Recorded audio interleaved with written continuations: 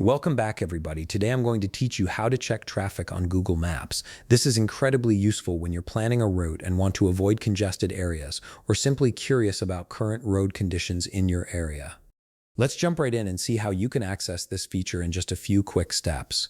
First, open your web browser and navigate to google.com/maps. This will bring you to the main Google Maps interface where you can search for locations, get directions, and access various map features.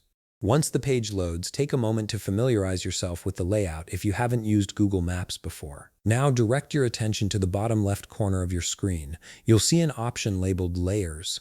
This is where Google Maps stores all its different viewing modes and overlays. Click on Layers to open up a menu that shows you various map display options. From the menu that appears, you'll see several choices for how you want to view your map.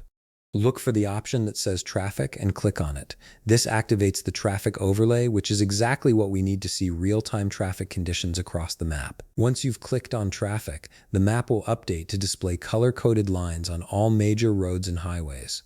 These colors are your key to understanding traffic flow at a glance. If you see red lines, that indicates heavy traffic and significant congestion on that route. Orange lines show moderate traffic, meaning there's some slowdown, but it's not completely jammed. Green lines indicate smooth traffic flow with no delays. This color coding system makes it incredibly easy to spot problem areas and plan your route accordingly. And there you have it. You've successfully enabled the traffic layer on Google Maps, giving you real-time visibility into road conditions. Whether you're planning your commute or checking if there's a better route to take, this feature helps you make smarter travel decisions based on current traffic patterns.